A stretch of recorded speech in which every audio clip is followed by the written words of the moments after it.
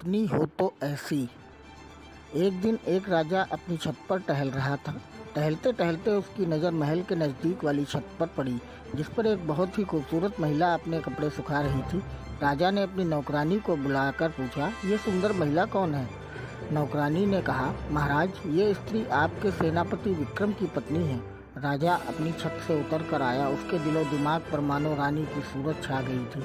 आखिर में उसने विक्रम को बुलाया और उससे कहा कि मेरा ये खत दूसरे राज्य के राजा तक पहुंचा दो और उनका जवाब लेते हुए आना। विक्रम उस खत को लेकर घर वापस आ गया। खत को रखने के बाद जाने की तैयारी करने लगा। सुबह की पहली किरण के साथ विक्रम अपनी मंजिल की तरफ निकल पड़ा। वो राजा की चाल से बिल्कुल अनजान था। जैसे ही विक्रम राजा की नज़रों से ओझल हुआ, राजा चुपके से विक्रम के घर पहुंचा और दरवाज़ा खटखटाया। अंदर से नयनतारा ने पूछा, कौन है? राजा ने कहा, मैं इस राज्य का सम्राट हूँ। इतना सुनकर उस महिला ने उसे अंदर आने को कहा और राजा के बैठने के बाद बोली, महाराज बताइए, आज हमारे घर आपका कैसे आना हुआ? राजा ने मुस्कुराते हुए कहा, मैं तुम्हारा मेहमान बनकर आया हूँ। महिला उसकी कुटिलता को समझ गई थी और बोली, आपके इस तरह आने में मुझे कोई चाल नज़र आ रही है। राजा ने नाराज़ होकर कहा, आप जानती हैं मैं कौन हूँ? हम तुम्हारे पति के मालिक हैं और वो हमारा गुलाम है। रानी ने अपनी कटार हाथ में लेकर राजा की गर्दन पर रख दी और बोली, आप हमारे मेहमान न होते तो आपकी गर्दन क्षण भर में ज़मीन पर पड़ी होती। बुजुर्ग लोग कह गए हैं, शेर कितना भूखा हो लेकिन कभी घास नहीं खाता। आपकी सोच से आपके सम्मान की झलक नज़र आ रही है।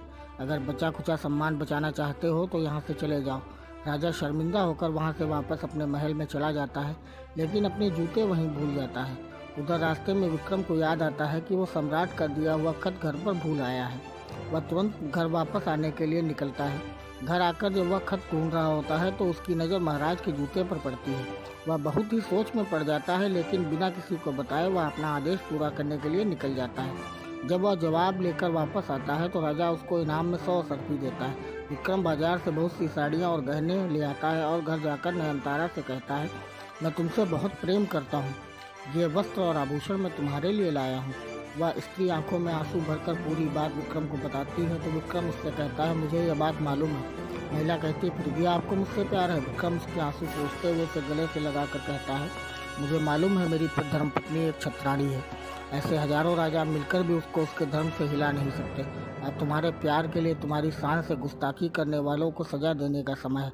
नयनतारा उसको मना करती है, लेकिन विक्रम कहता है, जो राजा अपने धर्म पद से विमुख होकर पर स्त्री पर नज़र डालकर राजधर्म का अपमान करता है, उसका राजा बने रहना बहुत खतरनाक है और उसको सजा न देकर मैं गुनहगार हो जाऊंगा, क्योंकि मेरी ईमानदारी उस सिंहासन के प्रति है, राजा के प्रति नहीं। मैं जब भी उस नीच को उस सिंहासन पर बैठे देखूंगा, मैं वह सम्मान चाहकर भी नहीं दे पाऊंगा। यह कहकर विक्रम चुपचाप महल की ओर निकल जाता है और राजा के शयन कक्ष में जाकर उनकी हत्या कर देता है। अगले दिन उसके पुत्र का राजतिलक करवा के उनकी सेवा में लग जाता है।